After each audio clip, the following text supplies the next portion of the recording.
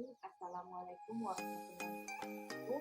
Perkenalkan, nama saya Inaya Nurul, tahun 2018. Saya akan mempresentasikan hasil makalah saya yang berjudul Audit Keuangan, Audit Pemerintah, Audit Operatif, serta Investigasi. Pertama yaitu pengertian audit keuangan. Audit keuangan pada dasarnya berarti pemeriksaan atas laporan keuangan atau laporan audit oleh orang atau organisasi independen yang dapat tersebut ditetapkan berdasarkan fakta penelitian. Ada banyak jenis audit dan metode yang berbeda yang diberikan oleh auditor. Misalnya audit keuangan adalah audit atas laporan keuangan yang dilakukan oleh firma, audit independen dan audit internal yang dilakukan oleh tim audit internal yang dipekerjakan oleh entitas sendiri. Auditor membantu para pengguna laporan, para stakeholder atau pemilik entitas untuk mendapatkan kenyamanan yang lebih baik atas laporan keuangan yang digunakan. Selanjutnya yaitu jenis-jenis opini audit keuangan. Menurut standar profesional akuntan audit atau SPAP ada 5 macam opini audit, yaitu pertama, opini wajar tanpa pengecualian dengan paragraf penjelas. Yang kedua, pendapat wajar tanpa pengecualian. Yang ketiga, pendapat wajar dengan pengecualian. Yang keempat, pernyataan tidak memberikan pendapat. Yang kelima, pendapat tidak wajar. Selanjutnya yaitu tujuan audit keuangan. Tujuan audit keuangan yaitu untuk menilai kewajaran atau kelayakan penyajian laporan keuangan yang dibuat oleh perusahaan. Adapun kelayakan dan kewajaran ini mengacu pada prinsip akuntansi yang berterima umum dan selanjutnya atas penilaian tersebut akan tercermin pada opini audit. Selanjutnya yaitu fungsi audit keuangan. Fungsi audit keuangan terdiri dari 7 fungsi. Yang pertama, memastikan kelengkapan laporan keuangan. Yang kedua, untuk memastikan ketetapan. Yang ketiga, meyakinkan eksistensi. Yang keempat, menyajikan penilaian. Yang kelima, menyajikan klasifikasi. Yang keenam, melakukan pemisahan batas. Dan yang ketujuh yaitu menyajikan pengungkapan. Selanjutnya yaitu tahapan dalam audit keuangan. Tahapan dalam audit keuangan terdiri dari 4 tahap. Yang pertama yaitu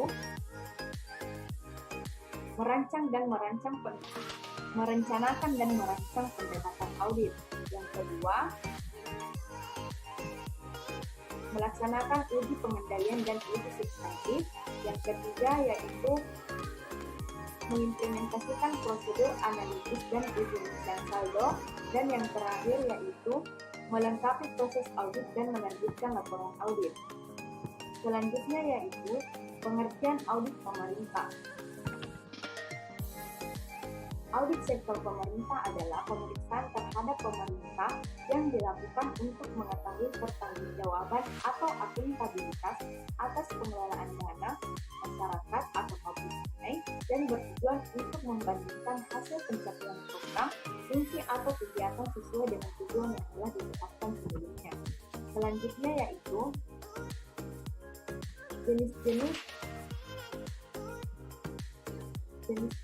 jenis audit pemerintah. Menurut Undang-Undang Nomor 15 Tahun 2004, audit sektor pemerintah terdiri dari 3, yaitu yang pertama pemeriksaan keuangan, yang kedua pemeriksaan dengan tujuan tertentu, yang ketiga yaitu pemeriksaan kinerja yang juga dikenal dengan performance audit atau value for money audit, audit manajemen, audit operasional atau audit 3E. Selanjutnya yaitu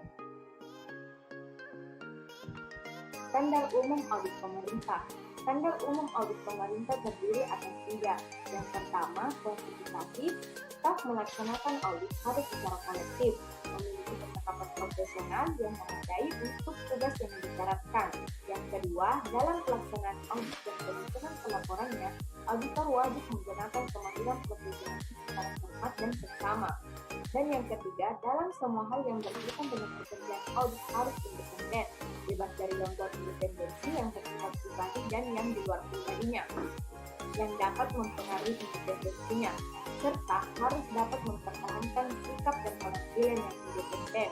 Yang keempat, memiliki sistem pengendalian intern yang memadai, dan sistem pengendalian mutu tersebut harus direview oleh pihak yang kompeten. Selanjutnya yaitu pengertian audit operasi.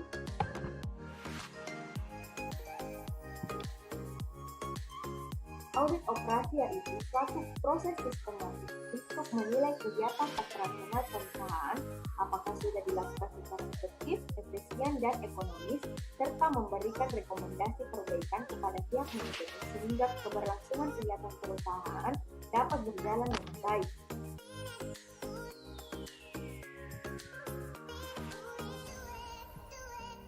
Selanjutnya, struktur dan ruang lingkup audit operasi. Menurut GOI DKK 2003-421, struktur umum audit operasi adalah proses 5 tahap, yaitu yang pertama, pengenalan sebelum memulai suatu audit operasional. Auditor atau konsultan terlebih dahulu harus mengenali kegiatan atau fungsi yang sedang diaudit. Survei selama tahap survei dari audit operasional yang lebih dikenal sebagai survei pendahuluan atau preliminary survey. Auditor harus berusaha untuk mengidentifikasi bidang masalah dan bidang penting yang menjadi kunci keberhasilan kegiatan atau fungsi yang sering diaudit.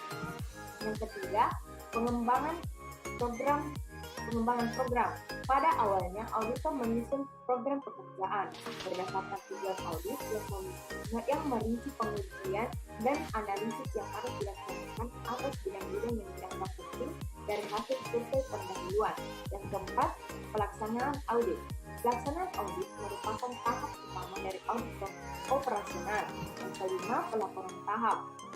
Pelaporan merupakan tahap yang penting bagi keberhasilan keseluruhan audit operasional yang dilakukan. Sedangkan ruang lingkup audit operasi menurut Mulyadi 2002-428 adalah pembatasan terhadap ruang lingkup audit operasional mempunyai akibat terhadap jumlah dan kompetensi bukti yang dapat dikumpulkan oleh auditor dari suatu perusahaan.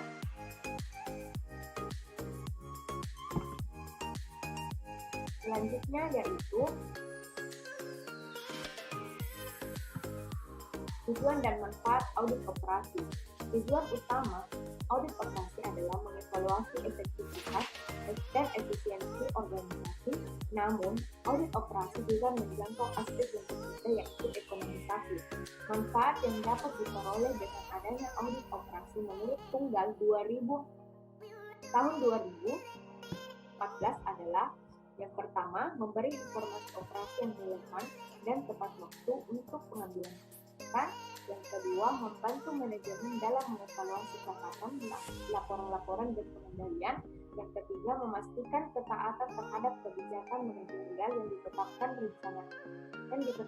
rencana, prosedur serta persyaratan peraturan pemerintah.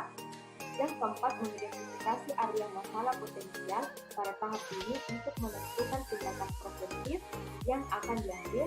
Yang kelima, menilai ekonomisasi dan efisiensi penggunaan sumber daya termasuk memperkecil pemborosan. Dan yang keenam, menilai efektivitas dalam mencapai tujuan dan sasaran perusahaan yang telah ditetapkan. Dan yang ketujuh, menyediakan tempat pelatihan untuk personil dalam seluruh fase operasi perusahaan. Dan selanjutnya, jenis audit operasi. Jenis audit operasi terdiri atas 3, yaitu pertama, fungsional audit fungsi. Suatu alat penggolongan kegiatan suatu perusahaan. Yang kedua, organisasional audit operasional atas suatu organisasi menyangkut keseluruhan unit organisasi. Yang ketiga, special assessment, penugasan audit operasional khusus timbul atas permintaan manajemen. Selanjutnya yaitu kriteria audit akurasi. Menurut Ariel et al. Tahun 2008-781 ada beberapa sumber kriteria yang dapat digunakan. Yang pertama, kinerja historis. Kriteria didasarkan pada hasil aktual dari periode atau audit sebelumnya. Kedua, benchmarking.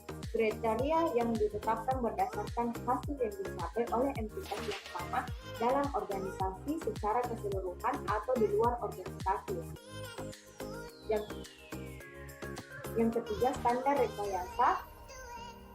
Kriteria yang ditetapkan berdasarkan standar teknik seperti time and motion study untuk menentukan banyaknya output yang harus dipakai, yang harus diproduksi. Yang keempat, diskusi dan kesepakatan. Kriteria yang ditetapkan berdasarkan hasil diskusi dan kesepakatan bersama antara pihak manajemen dan entitas yang akan diaudit, auditor operasional, dan pihak yang akan menerima laporan hasil audit operasional. Selanjutnya yaitu pengertian audit investigasi. Audit investigasi lebih dalam dan tidak jarang melebar ke audit atas hal-hal yang tidak disentuh atau tidak tersentuh oleh opinion audit. Audit investigasi diarahkan kepada pembuktian ada atau tidak adanya fraud, termasuk korupsi, dan perbuatan melawan hukum lainnya seperti tindak pidana pencucian uang. Selanjutnya yaitu tujuan audit investigasi. Tujuan audit investigasi adalah mengumpulkan bukti-bukti yang dapat diterima oleh ketentuan perundang-undangan yang berlaku atau mengumpulkan bukti hukum dan barang bukti sesuai dengan acara hukum pembuktian yang berlaku. Terakhir yaitu aksioma audit investigasi.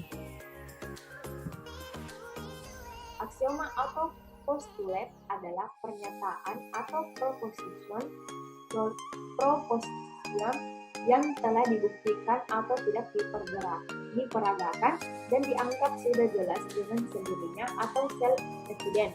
Aksioma merupakan titik tolak untuk menarik kesimpulan tentang suatu kebenaran yang harus dibuktikan melalui pembentukan teori.